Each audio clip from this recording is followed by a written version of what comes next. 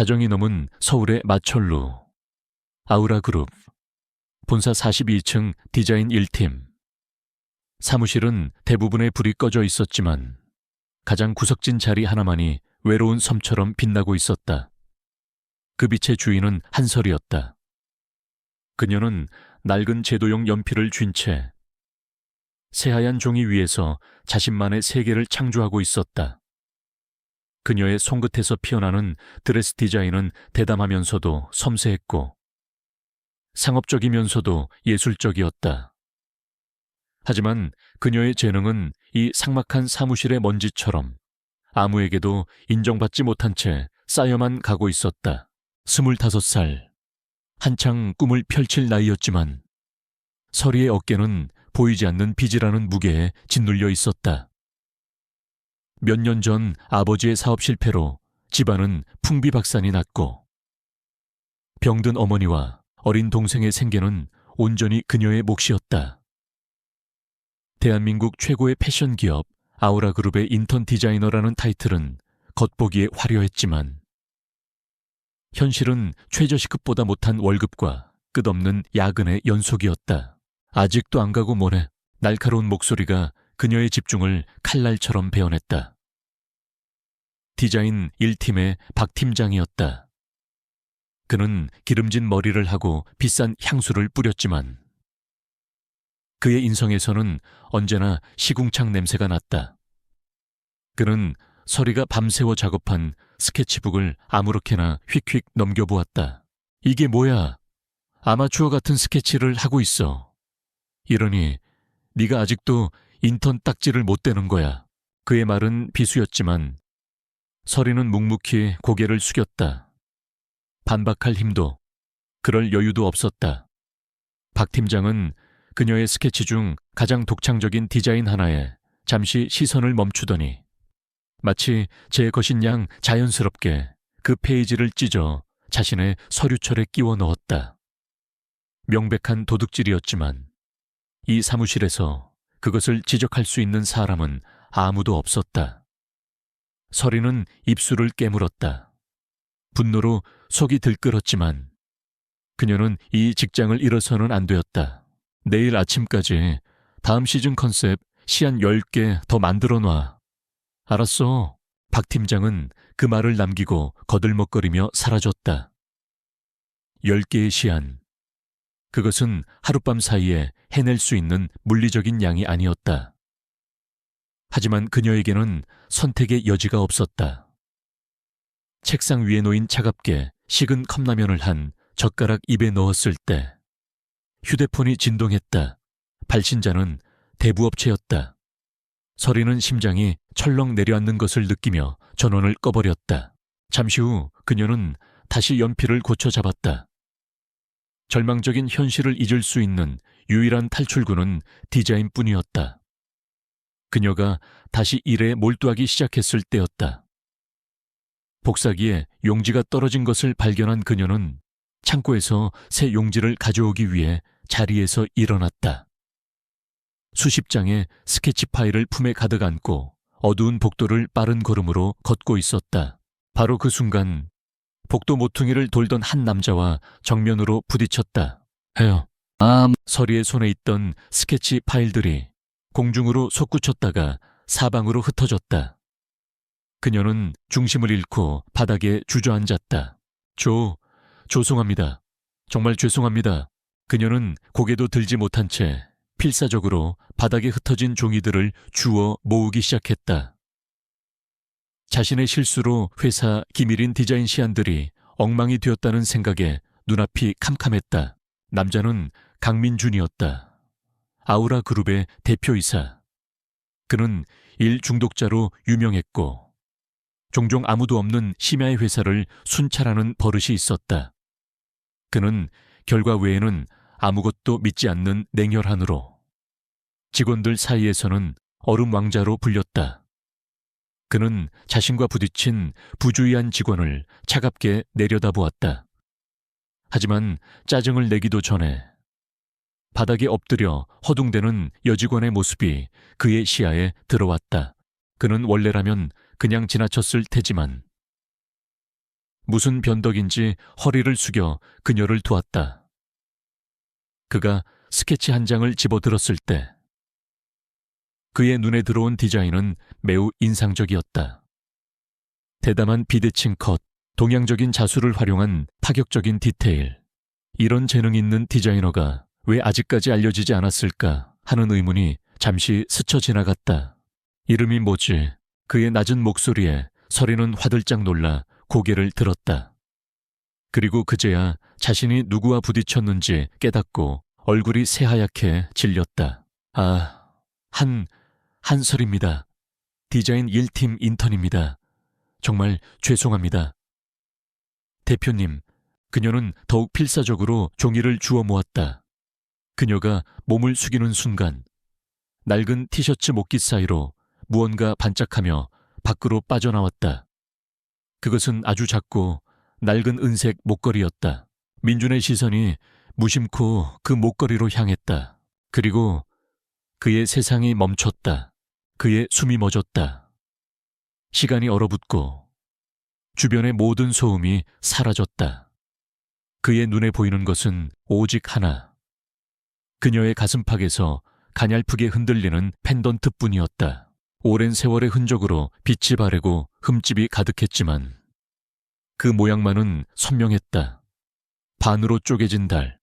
그가 세상에 단 하나뿐이라고 믿었던 바로 그 반달 모양이었다. 그의 손이 허공에서 굳었다. 차갑던 그의 가면이 산산조각나고 그 자리에는 믿을 수 없다는 충격과 거대한 혼란의 폭풍이 휘몰아쳤다. 머릿속에서 봉인해두었던 기억의 파편이 되살아났다. 까맣게 그을린 고아원의 복도, 매캐한 영희 냄새, 그리고 앳된 소녀의 목소리. 오빠, 이거 절대로 잃어버리면 안 돼. 이건 우리 둘만의 약속이야. 나중에 우리가 헤어지더라도 이 반달 목걸이를 갖고 있으면 꼭 다시 만날 수 있을 거야. 그의 목에도 셔츠 안쪽 깊숙한 곳에 똑같은 모양의 반달 목걸이가 숨겨져 있었다. 15년 전 그 끔찍했던 화재 사고 속에서 잃어버렸다고 믿었던 그의 첫사랑, 그의 유일했던 가족. 민주는 넋이 나간 사람처럼 목걸이와 그녀의 얼굴을 번갈아 보았다. 그 지옥 같던 날 이후로 그의 삶은 성공을 향한 처절한 질주였지만 단 한순간도 그 소녀를 잊은 적이 없었다. 죽었다고 이미 이 세상 사람이 아니라고 믿고 있었다. 그런데 지금 바로 눈앞에 그 기억의 증거가 나타난 것이다. 서리는 그의 꿰뚫을 듯한 시선에 어쩔 줄을 몰라 했다. 방금 전까지의 짜증은 온데간데 없고 마치 유령이라도 본 사람처럼 충격에 빠진 그의 표정. 그녀는 자신이 무슨 큰 잘못이라도 저지른 것인지 몰라 두려움에 떨었다. 대표님, 그녀의 목소리가 공허한 복도를 울렸다. 하지만 그는 아무 대답도 하지 못했다. 그의 머릿속은 수만 가지 질문으로 폭발할 것 같았다. 너는 누구지? 어떻게 네가 이 목걸이를 가지고 있는 거지? 설마 정말 너란 말인가? 강민주는 그대로 얼어붙었다. 그의 머릿속은 하얗게 비어버렸고 심장은 15년 전 그날처럼 미친 듯이 요동쳤다.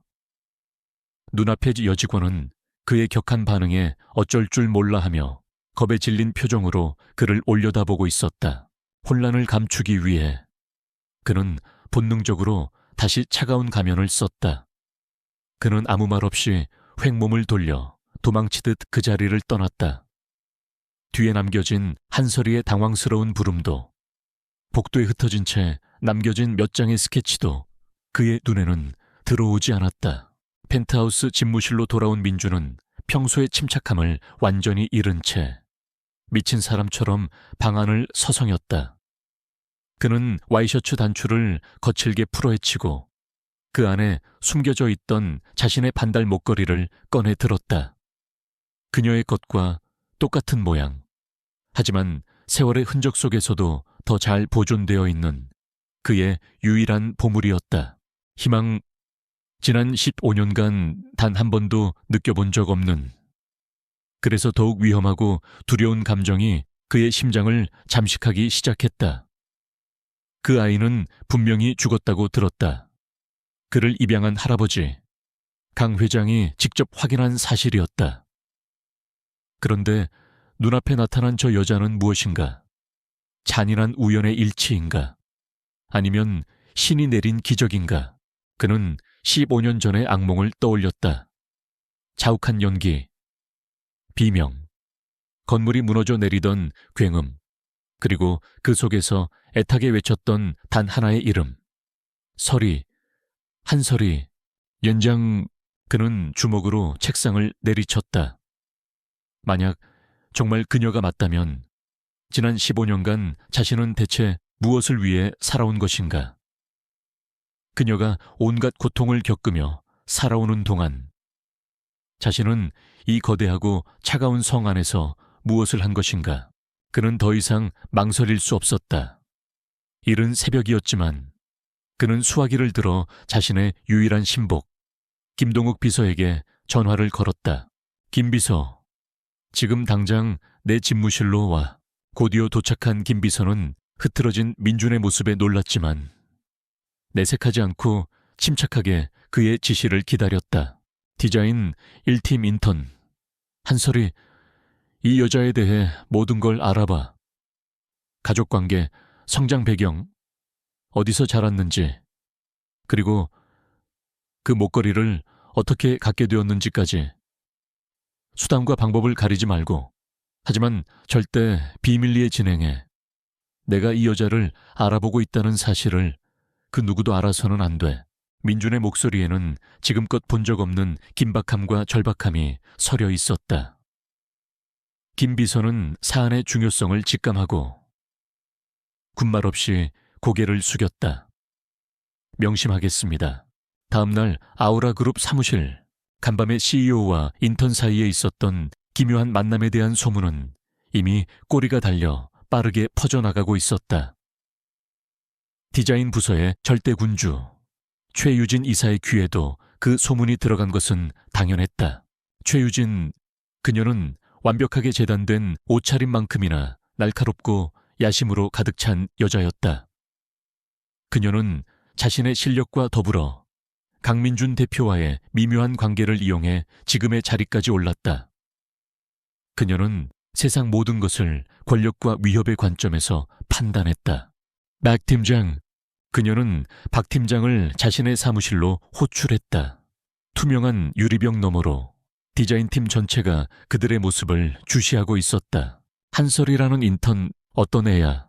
박 팀장은 최 이세에게 잘 보이고 싶은 마음에 설이를 마음껏 폄하하기 시작했다. 아, 그 고아 출신 말씀이십니까? 재능도 없고 백도 없이 그저 회사 자선 프로그램 같은 걸로 운 좋게 들어온 애입니다.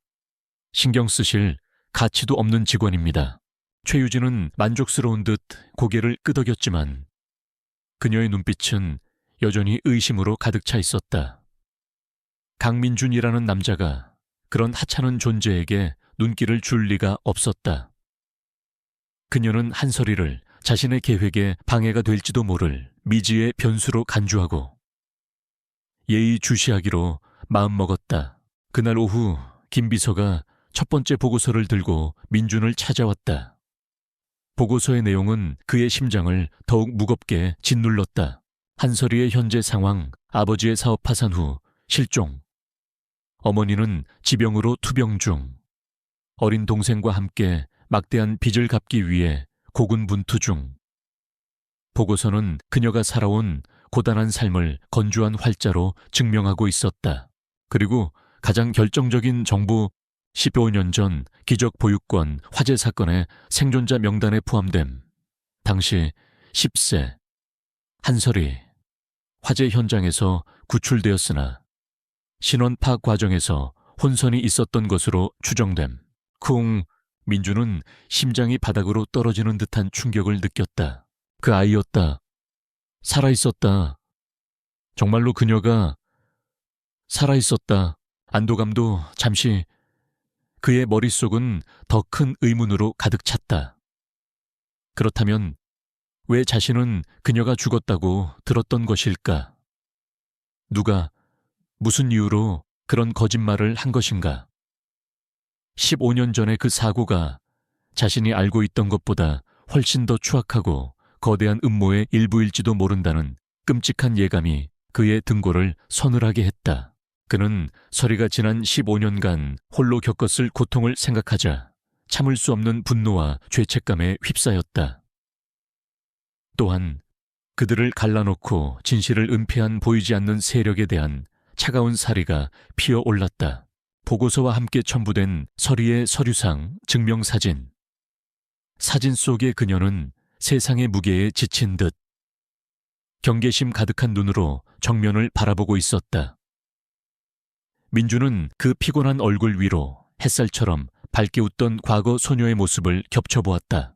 그의 마음속에서 휘몰아치던 충격의 폭풍이 이제 차갑고 단단한 결심으로 굳어지고 있었다. 15년 전 그날의 진실을 반드시 밝혀내야 한다. 그리고 어떤 대가를 치르더라도 이제는 그녀를 지켜야 한다. 한서리의 정체를 확신한 순간부터 강민준의 세상은 뒤집혔다. 지난 15년간 그를 지배해온 냉철한 이성은 마비되었고 가슴속에서는 어떻게든 그녀에게 다가가야 한다는 충동만이 들끓었다.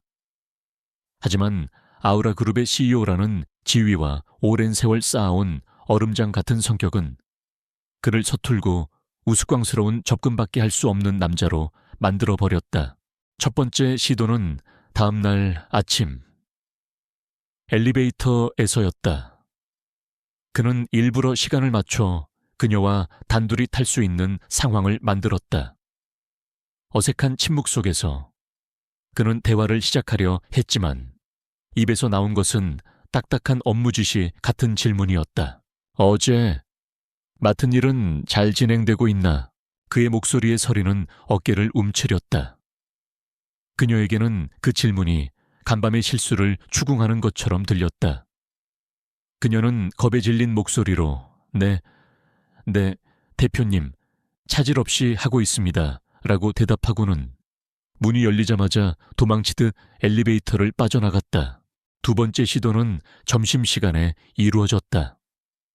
그는 또다시 책상에 앉아 컵라면으로 끼니를 때우는 그녀를 자신의 사무실 창문 너머로 보았다. 그는 즉시 김 비서를 호출했다. 임원 전용 식당에 연락해서 최고급 코스 요리를 디자인 1팀 한설이 씨 자리로 보내. 그의 의도는 순수한 호의였지만 그 결과는 재앙에 가까웠다. 잠시 후 호텔 셰프 복장을 한 직원들이 최고급 식기를 갖춘 음식을 들고 나타나자 디자인 1팀 사무실은 발칵 뒤집혔다. 모든 직원들의 시선이 서리에게로 쏠렸다. 수군거림, 노골적인 질투와 경멸이 담긴 눈빛들. 서리는 얼굴이 새빨개져 어쩔 줄을 몰라 했다. 그 화려한 음식은 그녀에게 기쁨이 아니라 끔찍한 수치심과 부담감만을 안겨주었다. 결국 그녀는 그 음식에 손도 대지 못했다. 민주는 자신의 서툰 접근 방식이 오히려 그녀를 더 큰 공영으로 몰아넣고 있다는 사실에 좌절했다. 과거에 준이 오빠로 다가가고 싶었지만 지금의 그는 그저 위압적인 대표님일 뿐이었다. 두 사람 사이의 거리는 좁혀지기는커녕 더욱 멀어지고 있었다. 자신의 무력함에 좌절한 그날 밤 민주는 집무실에서 홀로 위스키 잔을 기울이다 깊은 상념에 잠겼다. 그리고 자연스럽게 기억은 15년 전 그곳으로 향했다. 기적 보유권, 이름과는 달리 세상의 무관심 속에 방치된 낡고 작은 곳이었다. 부모를 잃고 마음의 문을 닫았던 어린 준이에게 그곳은 회색빛 감옥과도 같았다. 그런 그의 세상에 유일한 빛이 되어준 아이가 바로 설이었다. 설이는 그보다 어렸지만 언제나 그를 지켜주는 씩씩하고 밝은 아이였다. 어느 비 오는 날 보유권 뒤뜰의 낡은 창고에서 설이는 그에게 작은 보물 상자를 보여주었다. 그 안에는 부서진 은색 로켓 조각 2개가 들어있었다. 이거 봐. 오빠, 꼭 반달 모양 같지 않아? 그녀는 조각 하나의 끈을 꿰어 그의 목에 걸어주었다. 이건 오빠 거, 이건 내 거. 우리가 이걸 갖고 있으면 우린 절대 혼자가 아니야.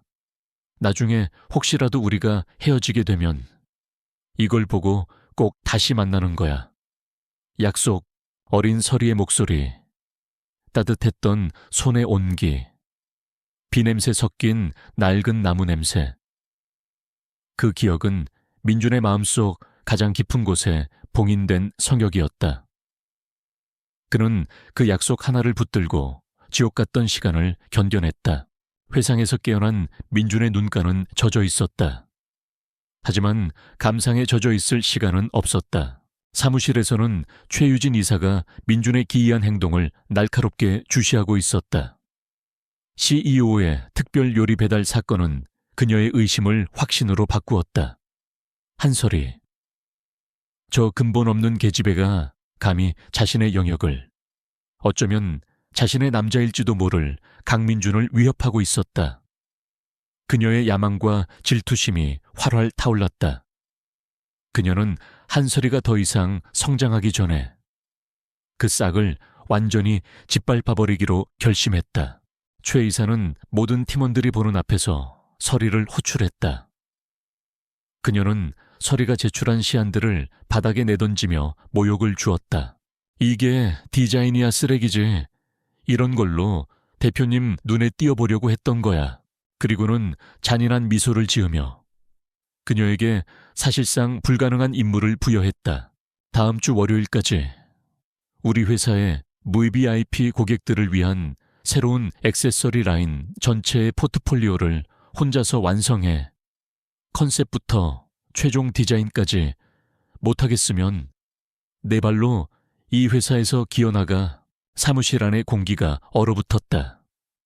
그것은 정상적인 팀이라도 몇 주가 걸릴 방대한 프로젝트였다. 단 3일 만에 인턴 한 명에게 끝내라는 것은 대놓고 죽으라는 소리나 다름없었다. 우리 대표님의 특별한 관심을 받는 분이 실력은 얼마나 대단한지, 아니면 그냥 관심을 끄는 재주만 좋은 건지 어디 한번 지켜보죠. 최 이사의 도끼 서린 말은 설이를 완벽하게 고립시켰다.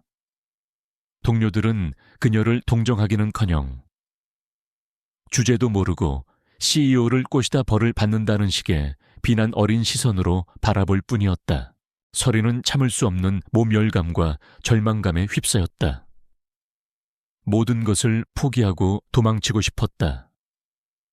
빚 독촉, CEO의 이해할 수 없는 행동, 그리고 이제는 대놓고 가해지는 박해까지. 그녀는 건물의 옥상 정원으로 향했다. 차가운 바람을 맞으며 그녀는 하염없이 눈물을 흘렸다. 그때 그녀의 손이 무의식적으로 목에 걸린 반달 목걸이를 만지작거렸다. 차갑고 낡은 금속의 감촉, 얼굴도 이름도 희미해진 한 소년과의 아득한 약속. 하지만 그 기억은 그녀가 가장 힘들 때마다 그녀를 지탱해준 유일한 버팀목이었다. 우린 절대 혼자가 아니야. 그녀는 눈물을 닦았다. 절망으로 가득 찼던 그녀의 눈에 차갑고 단단한 결의가 서리기 시작했다. 여기서 무너질 수는 없었다. 그녀를 믿어주는 단 한 사람의 기억을 위해서라도, 그리고 그녀 자신을 위해서라도. 잠시 후 설이는 자신의 자리로 돌아왔다. 그녀의 눈에는 더 이상 두려움이나 눈물이 없었다. 오직 고요하고 강렬한 집중력만이 존재했다. 그녀는 새하얀 종이를 펼치고 연필을 들었다. 그리고 미친 듯이 그리기 시작했다. 그녀의 연필은 이전보다 더 빠르고 더 대담하고 더 확신에 찬 움직임으로 종이 위를 내달렸다. 아득히 높은 CEO 집무실 창가에서 민주는 밤늦게까지 꺼지지 않는 디자인팀 구석에 작은 불빛을 말없이 내려다보고 있었다. 그는 그녀가 어떤 도전에 직면했는지 알지 못했지만 그 작은 불빛에서 뿜어져 나오는 꺾이지 않는 투지를 느낄 수 있었다. 자신의 서툰 관심이 그녀를 공영에 빠뜨렸다는 죄책감, 그리고 그럼에도 굴하지 않는 그녀의 강인함에 대한 경외감이 그의 마음속에서 동시에 피어올랐다. 최유진 이사가 던져준 불가능한 과제는 한설이를 절망의 구렁텅이로 밀어넣는 대신 그녀 안에 잠들어 있던 도끼를 깨웠다. 그날 이후 3일 동안 그녀는 잠과 식사를 잊었다. 오직 커피와 끈질긴 의지력만이 그녀의 몸을 움직이게 했다. 그녀의 책상은 전쟁터와도 같았다. 수백 장의 스케치가 산더미처럼 쌓이고 낡은 노트북은 3D 렌더링 프로그램을 돌리느라 비명을 질렀다. 그녀의 눈은 퀭했지만 연필을 쥔 손끝은 그 어느 때보다 날카롭고 정교했다. 이것은 단순히 주어진 과제를 해치우는 수준이 아니었다. 그녀는 자신의 영혼을 갈아 넣어 아무도 흉내낼 수 없는 결과물을 빚어내고 있었다. 그녀에게 이것은 생존이었고 자신의 존엄을 지키기 위한 처절한 싸움이었다. 그 지옥 같은 시간 속에서 예상치 못한 온정의 손길이 있었다. 디자인팀의 고참 디자이너인 안혜진 실장이었다. 그녀는 최 이사의 폭정을 못마땅하게 여기고 있었지만 감히 저항하지 못하고 침묵하던 인물이었다. 그녀는 모두가 퇴근한 새벽 조용히 서리의 자리에 다가와 따뜻한 죽이 담긴 보온병과 에너지 드링크를 건넸다. 너무 무리하지 마요. 그녀는 짧은 격려와 함께 서리가 접근 권한이 없는 VVIP 고객 데이터베이스에 접속할 수 있는 자신의 아이디를 몰래 알려주었다. 그 작은 친절은 꺼져가던 서리의 마음에 작은 불씨를 되살려 주었다. 혼자가 아니라는 사실만으로도 큰 힘이 되었다. 그리고 마침내 운명의 월요일 아침이 밝았다. 서리는 유령처럼 창백한 얼굴로 출근했다. 최 이사는 공개 처형이라도 하듯 디자인 1팀 전원을 회의실로 소집했다. 그녀는 서리가 엉망인 결과물을 내놓거나 혹은 아예 아무것도 준비하지 못했을 것이라 확신하며 조소했다. 자, 한서리 씨, 우리 CEO의 특별한 관심을 받는 분이 밤새 얼마나 대단한 작품을 만들어 오셨는지 구경 좀 해볼까? 모두의 비웃음과 동정 어린 시선 속에서 서리는 지친 기색 없이 당당하게 앞으로 걸어 나갔다. 그녀는 자신의 낡은 노트북을 대형 스크린에 연결했다.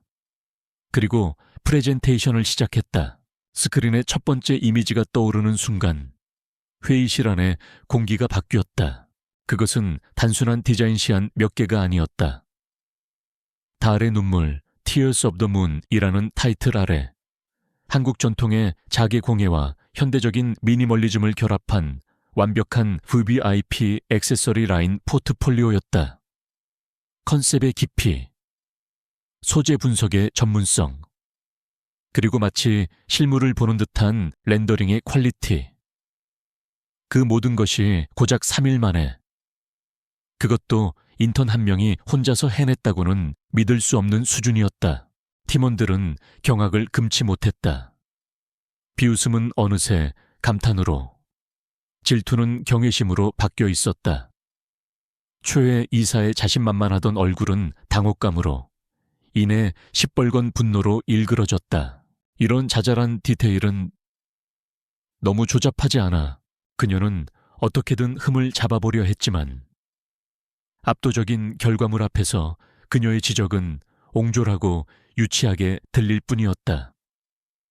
한설이는 그 모든 공격을 차분하고 논리적인 설명으로 막아냈다. 그녀는 더 이상 겁에 질린 인턴이 아니었다. 자신의 창조물에 대한 확신으로 가득 찬 프로 디자이너였다. 한편 그 시각 CEO 집무실에서 강민주는 이 모든 광경을 실시간 영상으로 지켜보고 있었다. 그는 핵심 부서의 회의를 원격으로 확인할 수 있는 시스템을 갖추고 있었다. 그는 완전히 넋을 잃고 스크린에 빠져들었다.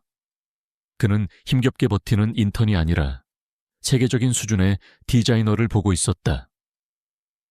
낡은 천 조각으로 세상에서 가장 아름다운 인형을 만들어내던 보육권에 그 작은 소녀가 지녔던 천재성과 강인한 생명력, 과거의 소녀와 현재의 여인이 그의 머릿속에서 완벽하게 하나로 합쳐졌다. 그는 거대한 자부심과 함께 저런 엄청난 재능을 짓밟으려 하는 최유진에 대한 불타는 분노를 느꼈다. 더 이상 방관할 수 없었다. 하지만 직접 나서는 것은 오히려 서리를 곤란하게 만들 뿐이었다. 그는 전략적인 방법을 선택했다. 민주는 즉시 인사팀장을 호출했다. 최근 디자인팀의 업무 결과물들을 검토해 봤는데 그의 목소리는 얼음처럼 차가웠다. 최유진 이사가 관장하는 부서의 인력 관리 및 업무 분배에 심각한 문제가 있는 것으로 보이네. 특히 하급 직원들의 초과 근무 실태와 아이디어 귀속 문제를 중심으로 최근 진행된 모든 프로젝트에 대한 전면적인 특별 감사를 비밀리에 진행하도록. 한 점 의혹 없이 그의 지시에는 한설이라는 이름이 단 한 번도 언급되지 않았다. 하지만 그것은 최유진과 박 팀장의 심장을 겨눈 명백하고 치명적인 경고였다. 회의실에 프레젠테이션이 끝났다. 설이는 도덕적인 승리를 거두었지만 영혼까지 소진된 듯한 탈진 상태였다. 안혜진 실장이 그녀에게 아무도 모르게 격려의 눈빛을 보냈다. 박 팀장은 안절부절 못하며 눈치를 보고 있었고 분노를 이기지 못한 최 이사는 회의실을 박차고 나가버렸다. 그날 오후 디자인팀 전체에 인사팀의 특별감사 통보 이메일이 도착했다. 그동안 설이를 괴롭히거나 그녀의 아이디어를 훔쳤던 자들 사이에서 보이지 않는 공포가 확산되기 시작했다. 설이는 자신의 책상으로 돌아와 파일을 정리했다.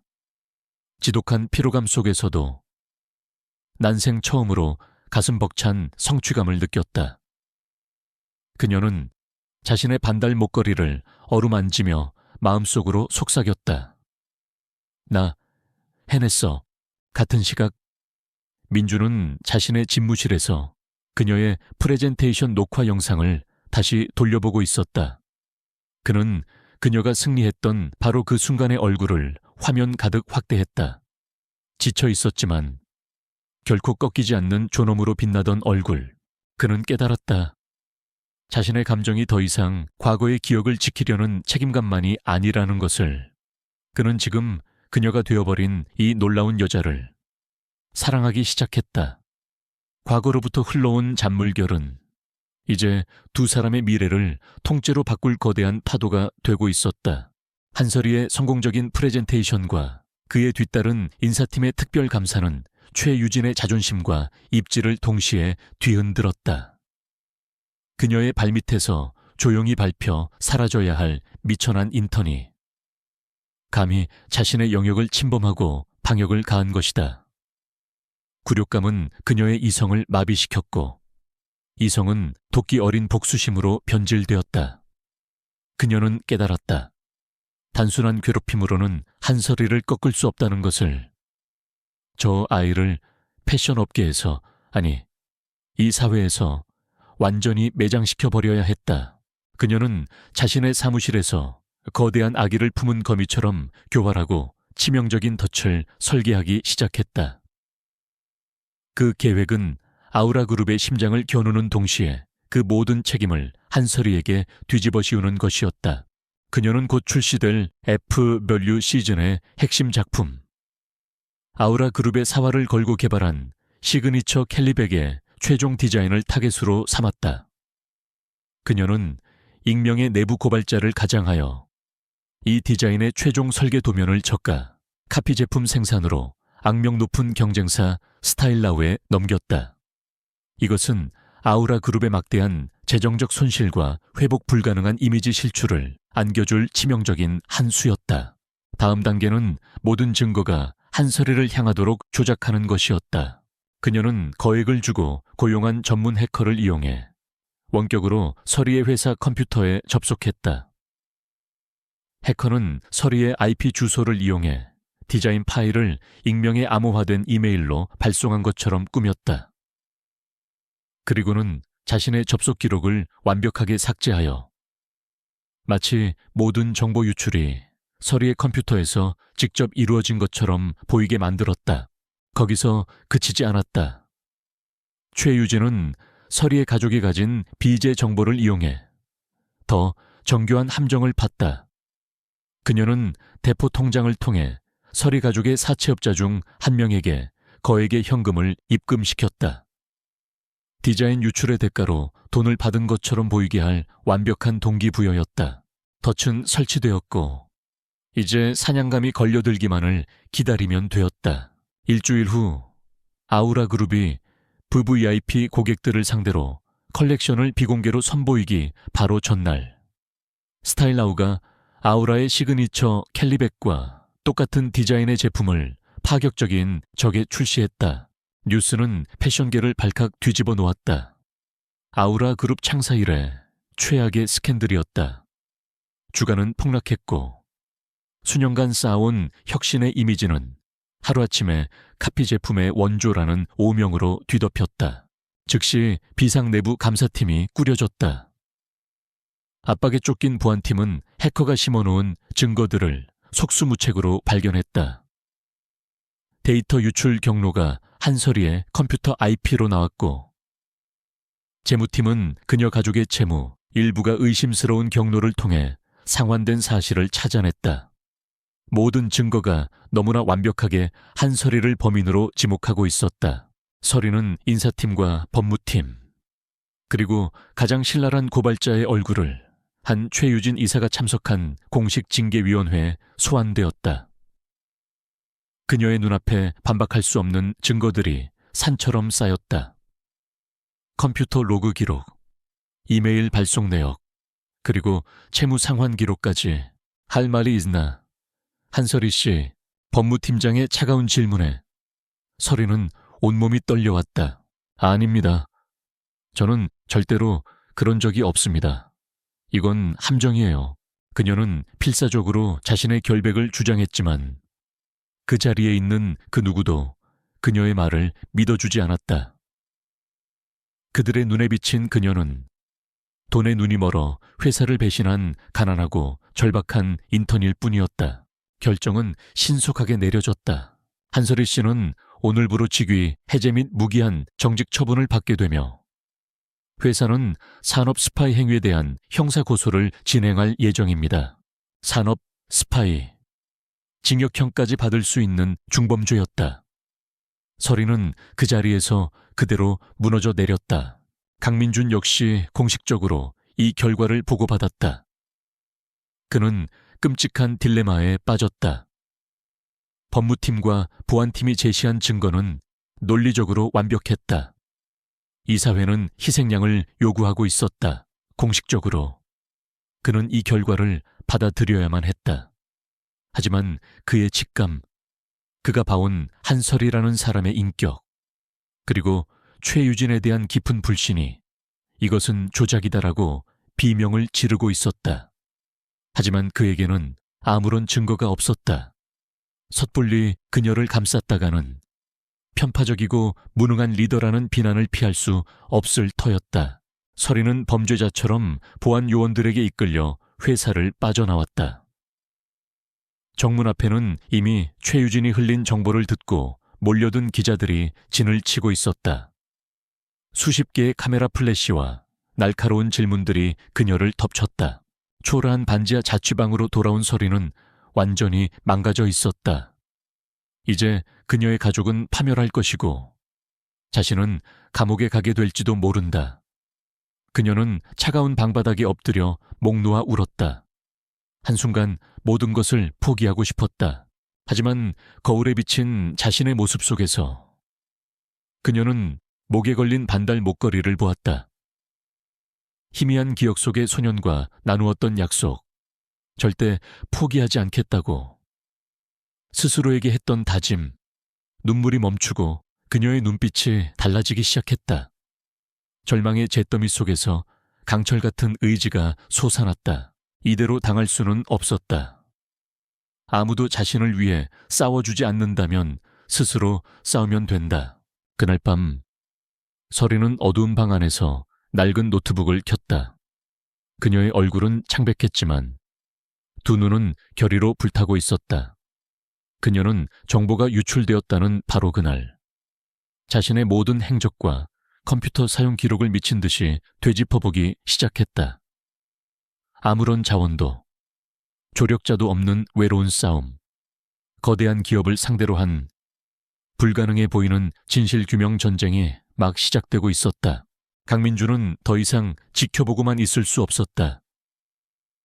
이사회의 압박과 명백해 보이는 증거들 앞에서도 그의 심장은 한서리가 결백하다고 외치고 있었다. 그는 직접 그녀를 만나 그녀의 입으로 진실을 들어야만 했다. 그는 김동욱 비서를 통해 극비리에 움직였다. 변장한 김 비서는 기자들의 눈을 피해 서리의 자취방 근처에서 그녀를 차에 태웠다. 서리는 영문도 모른 채 그저 회사의 압박에 못 이겨 합의금을 주려는 것이라 생각하며 체념한 표정으로 채올랐다.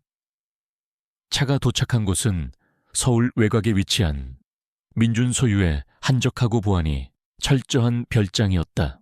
별장 거실에서 서리는 경계심과 방어적인 태도로 그를 마주했다. 그녀는 그가 자신을 위협하거나 혹은 입막음용 돈 봉투를 건넬 것이라 예상했다. 하지만 민준의 행동은 그녀의 예상을 완전히 벗어났다. 그는 비난이나 추궁 대신 자신의 목에 걸고 있던 반달 목걸이를 풀어 그들 사이에 테이블 위에 놓았다. 당신 목에 있는 그거 어디서 났는지 말해줬으면 좋겠군. 그의 목소리는 감정을 억누르느라 무겁게 가라앉아 있었다. 서리는 테이블 위에 놓인 자신의 것과 똑같은 모양의 목걸이를 보고 숨을 헙 들이마셨다. 그녀는 본능적으로 자신의 목걸이를 움켜쥐었다. 이건 아주 오래전에 한 친구에게서 받은 거예요. 기적 보유권에서요. 기적 보유권. 그 단어에 민준의 심장이 멎는 듯했다. 그는 떨리는 목소리로 다시 물었다. 그 친구의 이름은 뭐였지? 이름은 그냥 준이 오빠라고 불렀어요. 서리가 아득한 기억을 더듬으며 속삭이는 순간 민준은 눈을 감았다. 15년간 그를 올가매던 마지막 불확실성의 사슬이 끊어지는 순간이었다. 그리고 너는 설이었지? 그의 목소리가 갈라져 나왔다. 나의 설이. 그 순간 15년이라는 시간의 댐이 무너져 내렸다. 두 사람은 그동안 서로에게 쌓아두었던 이야기에 보따리를 풀어놓기 시작했다. 설이는 화재가 났던 그날 밤을 회상했다. 지옥 같던 혼란과 연기, 소방관의 손에 이끌려 건물 밖으로 나왔던 기억, 그리고 병원에서 눈을 떴을 때의 막막함. 그녀는 생존자 중 한 명이었지만 혼란 속에서 기록이 누락되었고 결국 먼 친척 집으로 보내져 온갖 구박을 받으며 자라났다. 그녀는 언제나 준이 오빠가 그 불길 속에서 죽었을 것이라 믿고 있었다. 민주는 자신의 이야기를 털어놓았다. 화재가 발생하기 불과 이틀 전, 그는 갑작스럽게 강 회장에게 입양되었다. 당시 교통사고로 유일한 손자를 잃었던 강 회장은 죽은 손자와 닮았다는 이유로 그를 거의 납치하듯 데려갔다.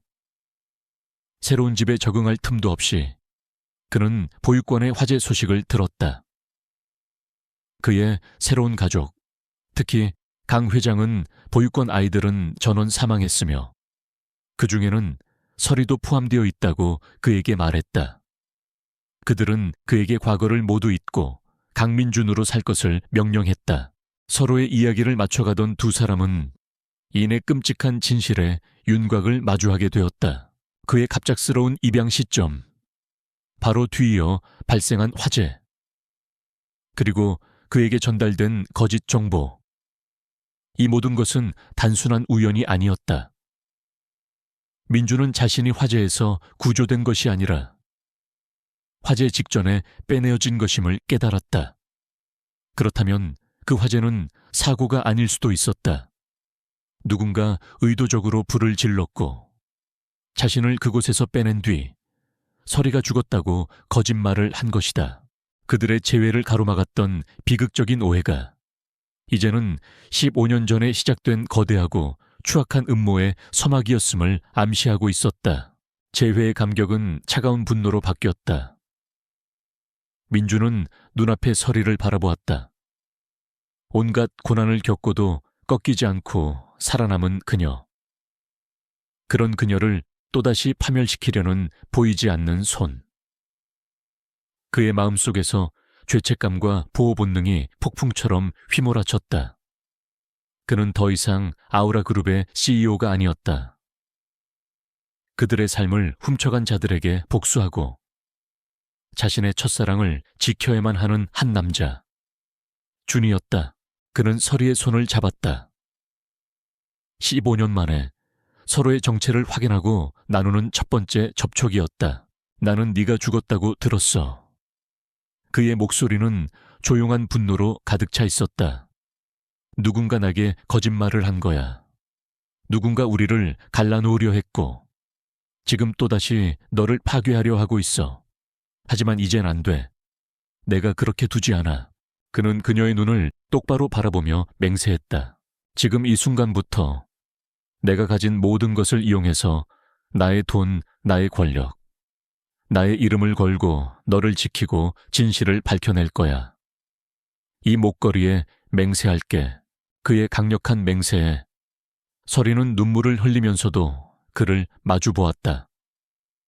그녀는 더 이상 냉철한 CEO가 아닌 언제나 자신의 곁을 지켜주겠다던 과거의 소년을 보고 있었다. 15년 만에 그녀는 더 이상 혼자가 아니었다. 세상에서 가장 강력한 아군이 그녀의 곁으로 돌아온 것이다.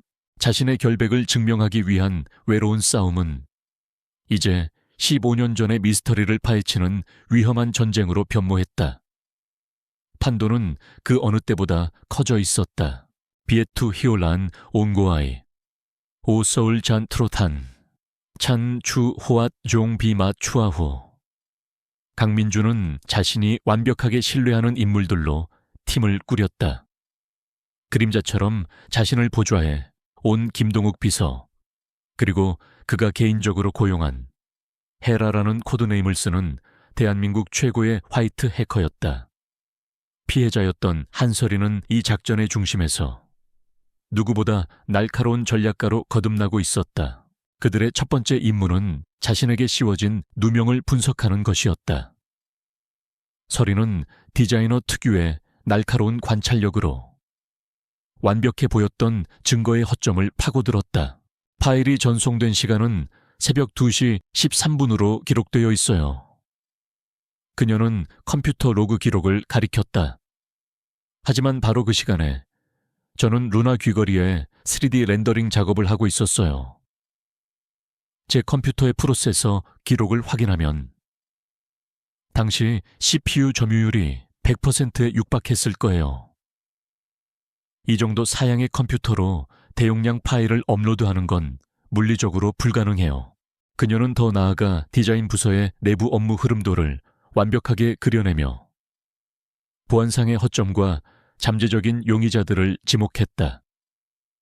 누가 누구를 시기했는지, 누가 어떤 정보에 접근 권한이 있었는지, 그리고 누가 자신의 분수에 맞지 않는 소비 습관을 가졌는지. 그녀의 지식은 단순한 추측이 아닌 내부자만이 알 수 있는 구체적인 정보였다. 본격적인 공조가 시작되었다. 각자의 전문성이 하나의 목표를 향해 움직였다. 민주는 거대한 그림을 그리고 자원을 공급하며 회사 내부에서 최유진의 의심을 사지 않도록 시간을 버는 역할을 맡았다. 그는 자신의 권한을 이용해 과거의 재무 기록과 인사 파일을 아무도 모르게 빼돌렸다. 해커 헤라는 서리의 가설을 바탕으로 아우라 그룹의 메인 서버를 심층 분석하기 시작했다. 그녀는 1차 조사팀이 놓쳤던 삭제된 원격 접속 로그에 미세한 흔적을 발견해냈다. 동시에 최유진과 박 팀장의 모든 디지털 발자국을 역추적하기 시작했다. 김 비서는 현장을 뛰었다. 그는 과거 최유진 밑에서 일하다가 의심스러운 정황으로 퇴사한 직원들을 수소문해 비밀리에 인터뷰했고, 최유진과 연결된 것으로 의심되는 유령 회사들의 실체를 파고들었다.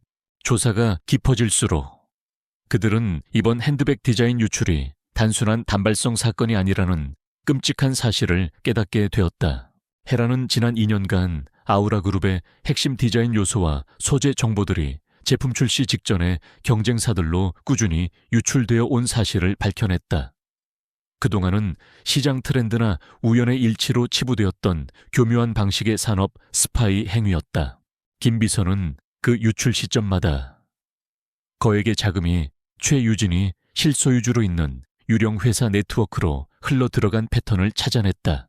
그리고 서리는 과거 디자인 아카이브를 분석하며 모든 조각을 맞추었다. 유출된 디자인들은 항상 최유진의 충복들이 관리하던 프로젝트에서 나왔다. 최유진은 지난 수년간 회사의 핵심 자산을 야금야금 팔아넘기며 자신만의 비밀 제국을 건설하고 있었던 것이다. 서리에게 누명을 씌운 것은 눈의 가시를 제거하는 동시에 주주총회를 앞두고 민준의 입지를 약화시키려는 다목적 포석이었다. 숨막히는 진실 추적 속에서도 민준과 서리의 관계는 조용히 깊어지고 있었다. 그들은 수많은 밤을 새우며 함께 자료를 분석하고 커피를 마시며 서로의 과거에 대해 이야기했다. 민준은 그녀가 겪어야 했던 고난의 깊이를 알게 될수록 죄책감과 경외심이 커져갔다. 서리는 완벽해 보이는 CEO의 가면 뒤에 숨겨진 그의 고독과 상처를 보았다. 공동의 목표는 어린 시절의 아련한 추억을 넘어 서로에 대한 깊은 신뢰와 존중이라는 강력한 유대감을 형성했다. 어느 새벽 자료를 보다 책상에 엎드려 잠든 서리의 어깨 위로 민준은 자신의 재킷을 조용히 덮어주었다. 과거 무심코 덮어주었던 코트와는 비교할 수 없는 진실된 온기가 담긴 행동이었다. 그리고 마침내 결정적인 증거가 그들의 손에 들어왔다. 헤라가 최유진의 유령 회사 서버 중 하나에서 암호화된 비밀 장부를 복원하는 데 성공한 것이다. 그 안에는 뇌물, 자재 공급 업체로부터의 리베이트, 그리고 디자인 유출의 대가로 받은 돈의 액수가 상세히 기록되어 있었다. 하지만 그게 다가 아니었다. 장부의 마지막 페이지에는 곧 있을 FW 컬렉션 런칭쇼에 대한 끔찍한 계획이 담겨 있었다. 그것은 단순한 디자인 유출을 넘어 런웨이 무대 자체를 재앙으로 만들 거대한 사보타주 계획이었다. 그 실패의 책임을 민준에게 물어 이사회에서 그를 끌어내리려는 쿠데타 계획. 최유진은 부패한 이사가 아니었다. 그녀는 회사를 통째로 삼키려는 반역자였다. 이제 이것은 단순한 진실 규명을 넘어 회사의 명운을 건 전면전이 되었다. 비밀 장부의 내용은 단순한 부패의 증거를 넘어 아우라 그룹의 존립 자체를 위협하는 거대한 쿠데타 계획서였다. 별장에 모인 팀원들의 얼굴에는 비장함이 감돌았다. 시간은 이제 겨우 사흘밖에 남지 않았다. 최유진의 계획은 악마처럼 정교했다. 첫째, 기술적 사보타주. 쇼 프로덕션 팀에 매수된 내부자가 런웨이 쇼 직전에 음향과 조명 큐시트를 바꿔치기 하여 무대 전체를 아수라장으로 만들 계획이었다. 둘째, 소재 사보타주. 핵심 의상 몇 벌에 사용될 원단 공급업체를 매수하여 무대 조명에 강한 열을 받으면 색이 바래거나 쉽게 찢어지는 화학 처리가 된 불량 원단을 납품하게 만들었다. 그리고 마지막 결정타, 컬렉션의 정점이자 민준이 가장 공들인 피날레 드레스를 쇼 직전에 조악한 모조품으로 바꿔치기 하는 것이었다. 아우라 그룹을 머리부터 발끝까지 무능하고 조잡한 집단으로 전락시켜 대중 앞에서 회복 불가능한 망신을 주는 것이 그녀의 목표였다. 장부에는 그녀의 최종 목표가 선명하게 적혀 있었다. 쇼의 대재앙적인 실패로 주가를 폭락시킨 뒤 그녀와 결탁한 적대적 사모펀드가 경영권을 찬탈한다. 그 혼란 속에서 강민준을 몰아내고 자신이 새로운 CEO의 자리에 앉는 것, 시간이 너무 부족해. 김 비서가 초조하게 말했다. 이 장부만으로는 물적 증거가 부족합니다. 이 사회를 설득할 결정적인 증거가 필요합니다. 모두의 시선이 서리에게로 향했다. 절체절명의 위기 속에서 그녀의 디자이너로서의 전문성이 가장 강력한 무기가 되었다. 이 계획은 여기 용할 수 있어요. 서리가 침착하게 입을 열었다. 그녀는 장부에 언급된 원단 공급업체의 이름을 보며 화학 처리에 가장 취약할 의상들을 정확히 지목했다. 또한 프로덕션 팀의 업무 흐름을 꿰뚫어보며 큐시트를 바꿔치기 할 가장 유력한 내부 공모자를 특정했다. 그녀가 함정을 파도록 그냥 두는 거예요. 그녀의 눈이 전략가처럼 빛났다. 모든 사보타주가 예정대로 진행되게 내버려 두는 거죠. 그리고 모든 것이 터지기 직전 마지막 순간에 우리가 모든 것을 뒤집고 진실을 폭로하는 겁니다. 그것은 모든 것을 잃을 수도 있는 위험천만한 도박이었다. 민주는 서리의 안전이 걱정되어 처음에는 망설였다.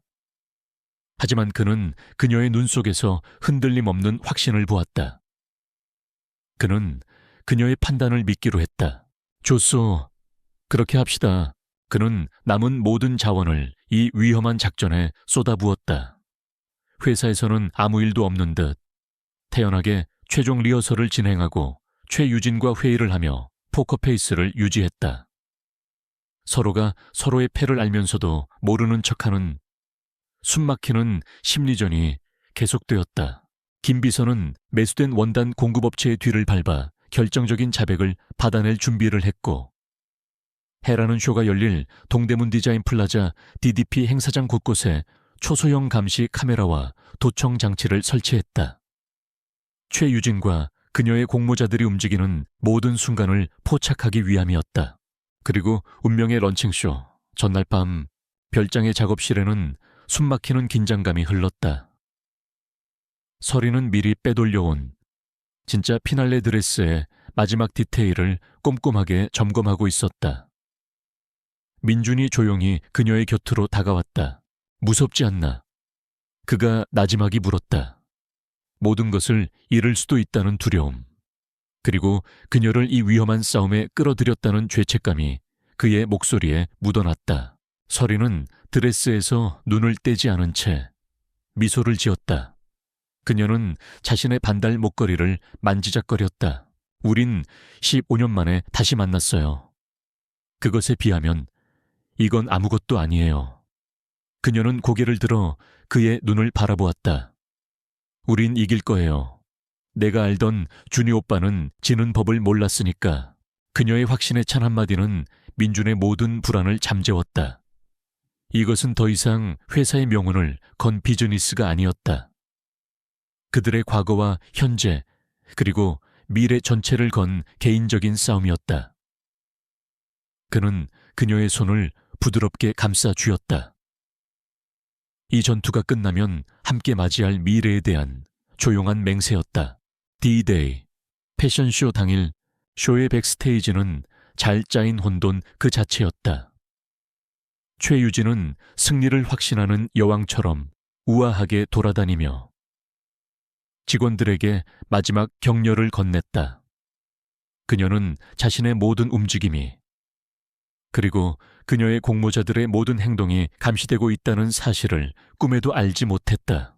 헤라의 감시 화면 속에서 모든 것이 계획대로 움직였다. 프로덕션 팀의 내부자가 음향과 조명 큐시트가 담긴 USB를 바꿔치기 했다. 불량 원단으로 만들어진 의상들이 배달되어 모델들의 렉에 걸렸다. 그리고 마침내 쇼 시작 직전 피날레 드레스가 조악한 모조품으로 교체되었다. 원격 감시 차량에 있던 헤라가 민준의 귀에 꽂힌 초소형 이어피스로 보고했다. 모든 쥐들이 덫 안으로 들어왔습니다. 쇼 시작을 알리는 안내방송이 울려 퍼졌다. 객석에 조명이 어두워지고 웅장한 오프닝 음악이 시작되었다. 맨 앞줄에 앉은 민준의 얼굴은 그 어떤 감정도 읽을 수 없는 가면 같았다. 몇 자리 떨어진 곳에 앉은 최유진의 입계는 승리를 예감한 미소가 번지고 있었다. 그리고 백스테이지의 어둠 속 서리는 헤라가 보내오는 실시간 감시 영상이 띄워진 태블릿을 든 채 방역의 신호를 보낼 완벽한 타이밍을 기다리고 있었다. 첫 번째 모델이 런웨이를 향해 발을 내딛는 순간 두뇌 싸움은 끝났다. 이제 마지막 결전이 시작될 참이었다. 쇼는 시작되었다. 런웨이를 가로지르는 첫 번째 모델의 워킹과 함께 최유진이 설계한 혼돈의 서막이 올랐다. 음악은 미세하게 엇박자를 냈고 조명은 0.5초씩 늦게 터지며 모델들의 동선을 교란시켰다. 전문가가 아니고서는 알아채기 힘든, 그래서 더욱 교묘한 사보타주였다. 백스테이지에서는 진짜 재앙이 시작되고 있었다. 특수 화학 처리가 된 의상을 입고 나갔던 모델들이 돌아오자 강한 조명열에 원단에 색이 번지고 실밥이 터져나가는 끔찍한 사태가 발생했다. 모델들의 얼굴에 당혹감이 번지고 여기저기서 낮은 비명이 터져나왔다. 최유진의 첩자인 무대 감독은 일부러 더 과장되게 허둥대며 혼란을 증폭시켰다. 이 모든 광경을 무대 한쪽 날개에서 지켜보던 최유진의 입가에 잔인한 미소가 걸렸다. 모든 것이 그녀의 완벽한 각본대로 흘러가고 있었다.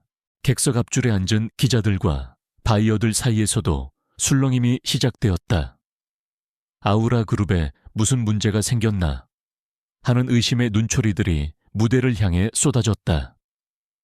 최유진은 이제 자신이 나서서 이 위기를 수습하고 나중에 모든 책임을 강민준의 무능함으로 돌릴 완벽한 순간을 기다리고 있었다. 바로 그때였다. 백스테이지의 어둠 속에서 태블릿으로 모든 상황을 지켜보던 한서리가 숨겨진 마이크에 대고 나지막이 말했다. 지금이야.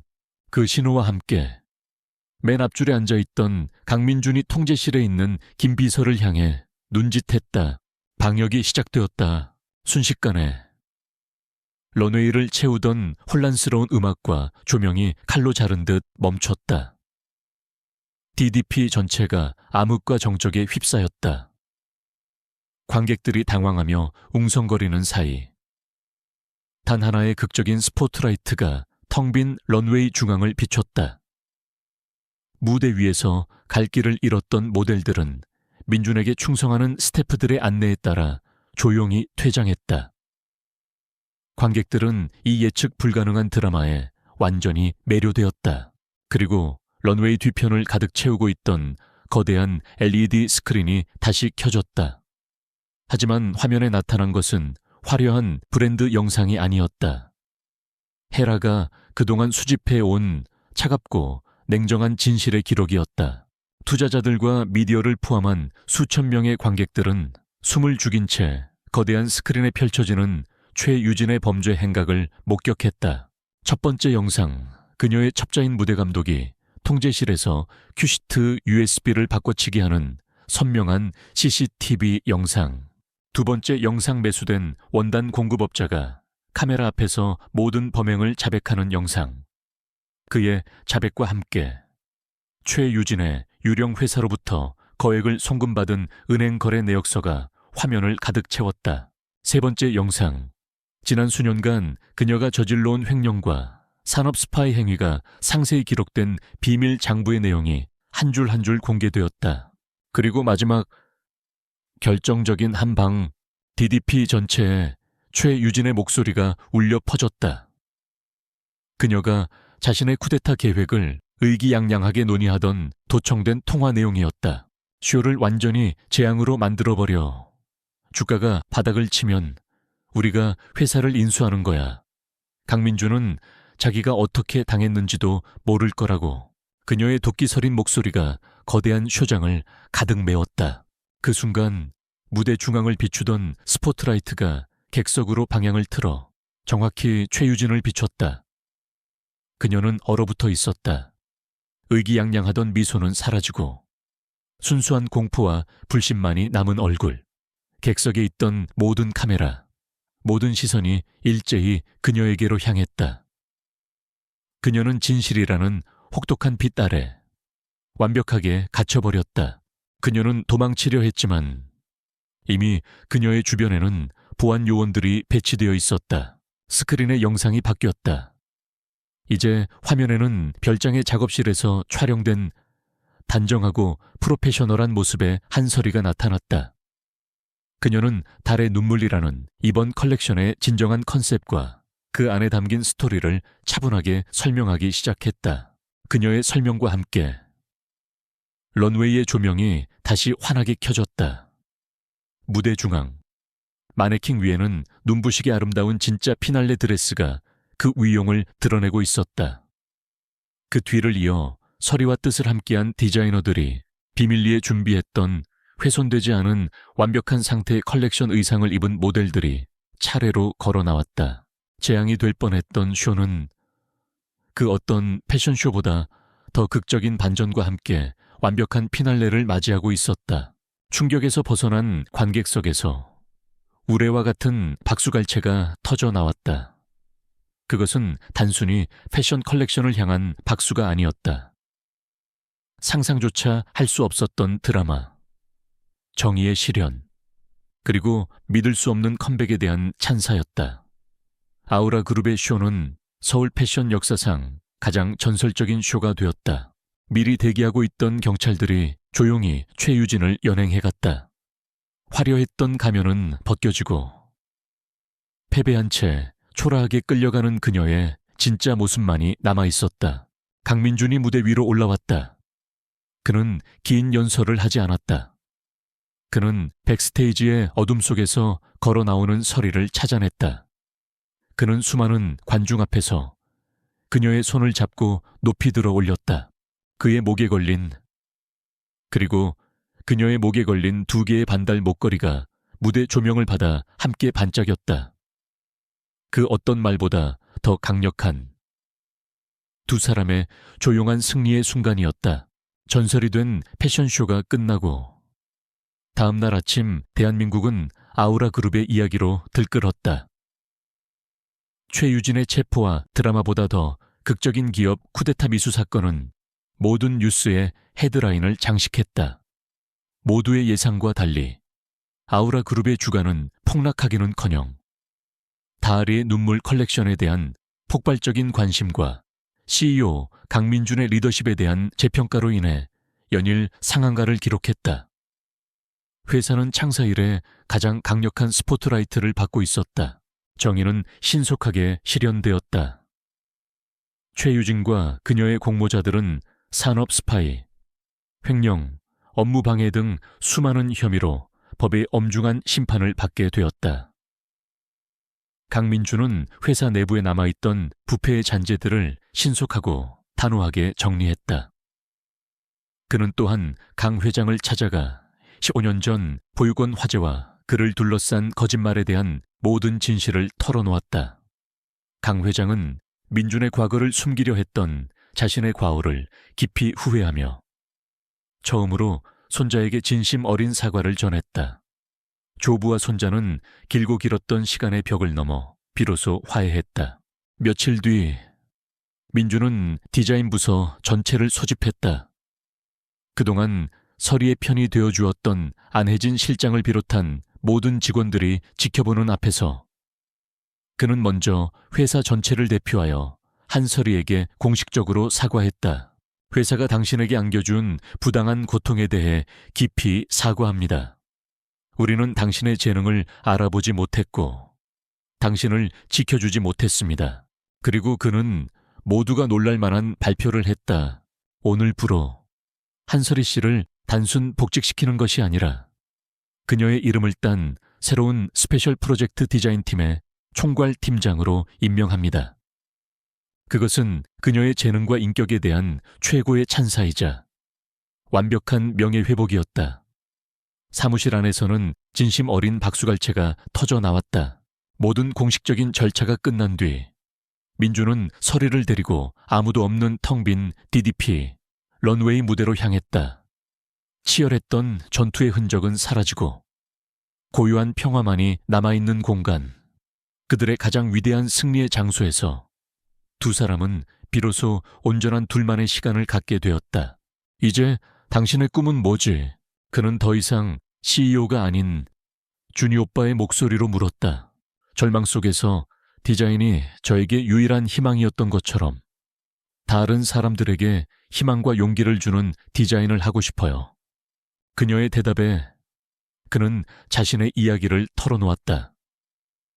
그녀를 다시 만나기 전까지 성공의 정상에서 그가 느꼈던 깊은 고독과 공허함에 대해서 회사를 지키는 것보다 그녀를 찾는 것이 자신의 인생에 있어 더 중요하고 절실한 목표였다는 것을 그는 그녀의 손을 잡았다. 15년 전에 그의 목소리가 부드럽게 울렸다. 우리는 이 목걸이를 걸고 서로를 찾자고 약속했지. 혼자가 되기 싫었던 어린아이들의 약속이었어.